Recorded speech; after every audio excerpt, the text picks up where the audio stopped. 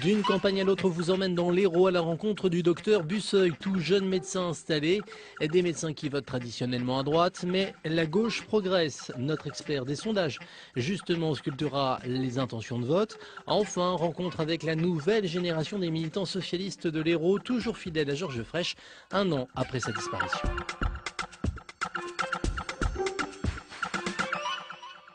La France compte aujourd'hui plus de 200 000 médecins, un chiffre qui a presque doublé en 30 ans. Pourtant, leur avenir est préoccupant.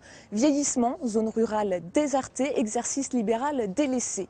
En 2007, les médecins avaient choisi Nicolas Sarkozy à 39% dès le premier tour. 5 ans plus tard, la question de la médecine des villes est restée en suspens au profit d'une réforme hospitalière qui fait débat. D'une campagne à l'autre, direction l'Hérault, la plus vieille faculté de médecine du monde. 5600 médecins, une des plus fortes densité de France, à 30 km de Montpellier, direction 7, portrait d'un jeune médecin qui a fait le choix du libéral. C'est parti. Ce n'est pas encore le week-end, pas même un mercredi, juste un midi, comme les autres. Comme ça en deux, ça va? Oui, merci papa. Installé comme généraliste depuis quelques semaines à 7, le docteur Busseuil n'a pas l'intention de sacrifier sa vie de famille. La nouvelle génération dont je fais partie, on veut prendre plus de temps pour nous, pour notre famille, et essayer de bien séparer notre activité professionnelle et notre vie personnelle, quoi. Allez, on va aller à l'école, Alizé. Et peu lui importe qu'il y ait déjà beaucoup de médecins installés sur la ville et une pénurie dans le reste du département. Tu vas avoir froid sinon. Allez. Je comprends qu'il y ait des zones en déficit et qui ont besoin de médecins. Hein. Après, quand on fait 10 ans d'études, on a besoin de cette liberté. Ouais. Quand on a une vie installée avec sa famille, sa femme qui a un travail, ses enfants qui vont à l'école et tout ça, ça serait très dur de devoir quitter tout ça. Donc là, on va voir une patiente de 80 ans qui a des difficultés justement pour venir au cabinet. Depuis 2007, le jeune diplômé de la faculté de médecine de Montpellier a franchi une à une toutes les étapes et a désormais une clientèle modeste, mais très fidèle. Oui, il est chouette, hein. Il est vraiment énergique. Si bien que mes voisins, au-dessous, ils ont changé de docteur, ils l'ont pris à lui aussi. Bouche et vous soufflez par la bouche. La consultation au domicile se fait rare, mais le docteur Busseuil aime par-dessus tout le contact avec ses patients et n'hésite pas à donner quelques conseils personnalisés. Il faudra faire attention en montant et en descendant quand même. Ah ben non, mais ça c'est antidérapant, hein. Et 10 minutes de consultation auxquelles il convient d'ajouter les 3 minutes traditionnelles de formalité. Depuis 2007, les contrôles de la sécurité sociale, déficit oblige, se sont accentués. On a tous les jours le sentiment de faire des papiers inutiles. Pour les infirmiers. Et les demandes aussi de toutes nos administrations, la sécurité sociale, la DAS. On a l'impression des fois de faire des papiers redondants ou sûrement qu'on pourrait simplifier les choses. Oui. Allez, Madame Frances, on va y aller. Hein, sinon, je vais être en retard et je vais courir après. À la prochaine. 15 patients environ chaque jour, un revenu net de 2 500 €, plus les jours de garde. Cédric Busseuil ne se plaint pas de sa situation, mais trouve le prix de la consultation, revalorisé en 2011 à 23 € par le gouvernement, inadapté. C'est peut-être là que le tarif de la consultation n'est pas juste. C'est que chaque consultation est différente et au final, qu'on passe une demi-heure ou 10 minutes, le revenu est le même pour nous, quoi. J'ai vu du monde moi, ce week-end, 37 personnes. 19 h, fin de la journée pour Cédric Busseuil. Son associé, le docteur Pastor, lui, repart en visite. À 2 ans de la retraite, il cherche déjà son remplaçant. On se retrouve maintenant dans le cabinet du docteur Busseuil. Docteur Busseuil, docteur Pastor, on va maintenant dire quelques mots de politique. Alors les dernières présidentielles, c'était 2007. À l'époque, est-ce que vous aviez voté tous les deux? Oui, bien sûr. Moi, tout à fait, d'autant plus qu'étant militant socialiste, j'étais doublement concerné par cette élection. Donc à gauche, et pour vous, sur qui s'était porté votre choix? Moi, j'ai également voté pour la gauche.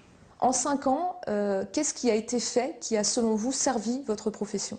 C'est la mise en place du médecin traitant, qui place donc le médecin au centre du service de soins.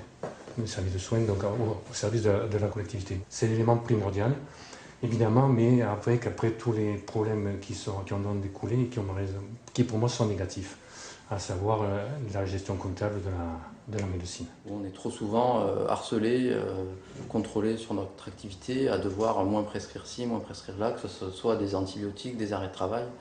Ce qui, je pense, parfois est une bonne chose de devoir faire attention, d'y réfléchir à 2 fois et de se limiter.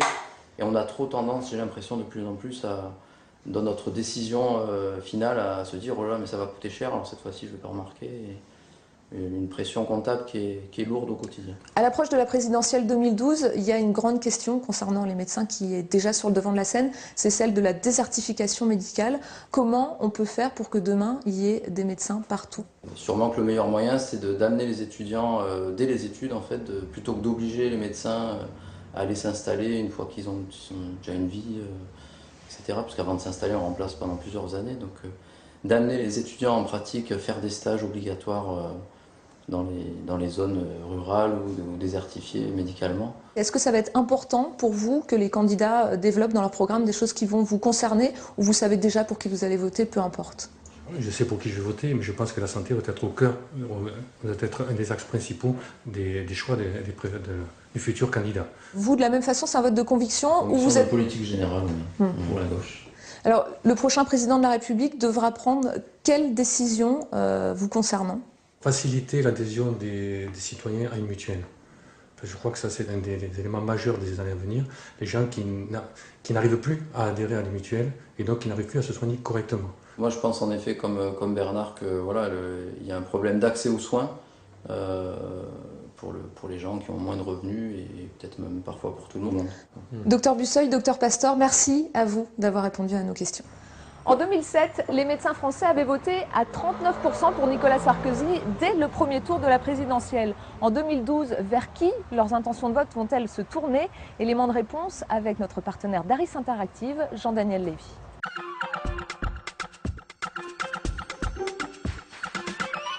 C'est une part infime aujourd'hui des Français qui sont médecins, mais pour autant, c'est une frange de population qui intéresse de manière assez fortement les politiques. C'est une frange de population qui les intéresse fortement parce qu'ils considèrent qu'il s'agit de notables et que c'est important de pouvoir avoir une forme de respectabilité. C'est également une frange de population importante parce que beaucoup de Français voient des médecins et on peut penser que dans le cadre du cabinet ou de la relation interpersonnelle que l'on peut avoir, des messages à caractère politique, voire à caractère électoral, peuvent passer. D'une manière générale, les médecins ont un vote qui est un vote plutôt affiché à droite. On se rappelle qu'en 2007, près de 40% des médecins avaient voté en faveur de Nicolas Sarkozy et pour ce qui restait, avec un vote qui était un vote assez massif en faveur de François Bayrou. On voit qu'il y a toujours une frange d'électorat qui, de manière massive, indique qu'elle voterait à droite et voterait en faveur de Nicolas Sarkozy. Nous sommes dans une situation qui est une situation un peu différente au sein de la gauche ou du centre-gauche, avec aujourd'hui, on le sait, dans l'opinion, François Hollande qui dispose d'intentions de vote qui sont plus importantes que celles qui sont accolées à François Bayrou. Et donc, de manière un peu mécanique, François Hollande qui voit un score électoral potentiel de la part des médecins comme étant potentiellement un peu plus important que ce qu'avait réalisé Ségolène Royal.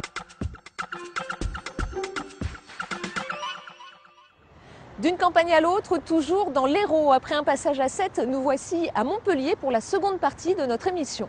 À quelques semaines de la prochaine campagne présidentielle, portrait de jeunes militants du PS dans une fédération en pleine reconstruction après le décès de Georges Frêche. Jeune, militante et connectée.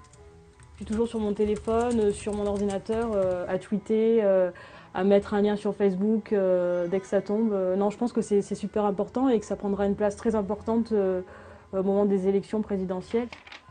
À tout juste 22 ans, Mary milite depuis 4 ans. Elle qui avait soutenu Martine Aubry a désormais pris fait et cause pour François Hollande. Allez hop, c'est parti. Après les primaires, on a toutes les sensibilités, les ségolénistes, les hollandistes, les aubristes qui sont réunis. Donc ça, c'est vraiment intéressant. Ouais, j'ai fait les grands formats là. Hop, ça. Si vous trouvez des gens sur votre chemin, vous n'hésitez pas à leur donner un tract. Au pire des cas, boîte aux lettres. Et chacun un trottoir. Ok ? Mary gère ses troupes avec autorité.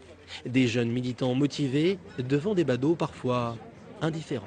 Bonsoir monsieur, je peux vous laisser un tract des jeunes socialistes ? Non, ça va ? Bon, au revoir.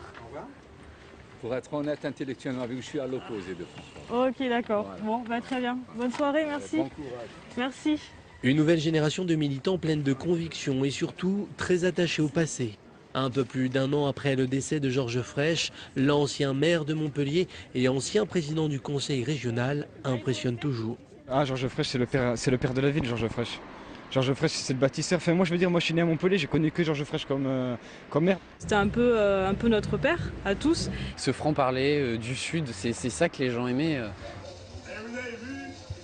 Un franc-parler ou des dérapages, c'est selon. Ses sorties sur les harkis, comparées à des sous-hommes, le trop de blagues dans l'équipe de France ou la tronche pas très catholique de Laurent Fabius ont valu à Georges Frêche en son temps une exclusion du PS. Le PS qui a mis sous tutelle la Fédération de l'Hérault aux méthodes de gestion peu orthodoxes. Au moment du congrès de Rennes, les a vu porter sur 600 cartes sur un total de 3500 militants, quelque chose comme ça. Donc il y a eu 15-20% d'abus, quelque chose comme ça. Une normalisation lente et des tensions toujours vives entre la mairie, détenue par Hélène Mandroux qui avait pris ses distances avec Georges Frêche, et une région et une agglomération toujours aux mains des fréchistes. Georges Frêche n'a pas choisi Hélène Mandroux, il a choisi un symbole, une femme. Il se trouve qu'aujourd'hui, on constate qu'il y a une certaine déshérence du pouvoir municipal qui conduit à une certaine désespérance des citoyens et sur laquelle nous devons nous interroger. Vous venez ?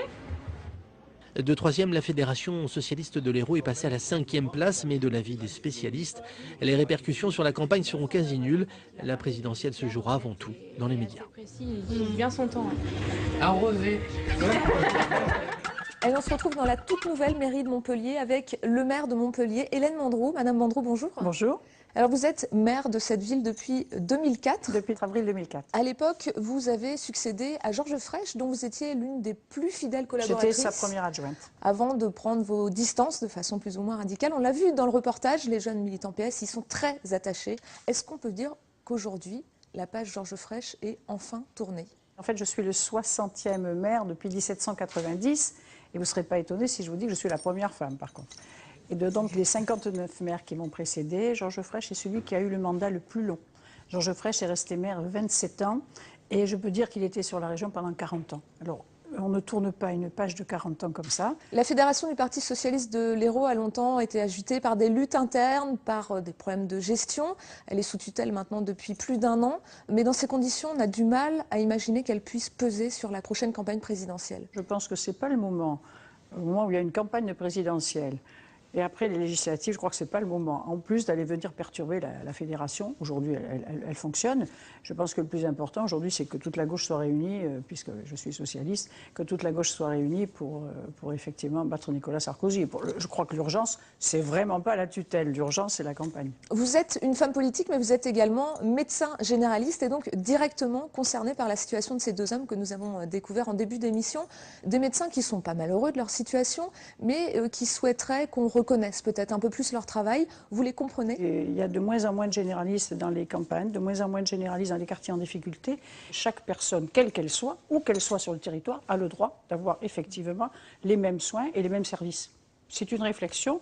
Dire aux jeunes médecins, quand vous sortez de la faculté de médecine, on vous propose d'aller faire 3 ans, 4 ans en début de votre activité professionnelle, d'aller passer 3 ans ou 4 ans ou 5 ans, début d'activité dans une zone qui a besoin de médecins. Un des médecins du reportage, le docteur Busseuil, va même jusqu'à proposer qu'on module le prix de la consultation en fonction du temps passé avec le patient, de la complexité de son dossier. Pourquoi pas? Aujourd'hui, le seul acte qui est payé au médecin, c'est l'acte curatif, c'est-à-dire le traitement du patient qui vient vous voir.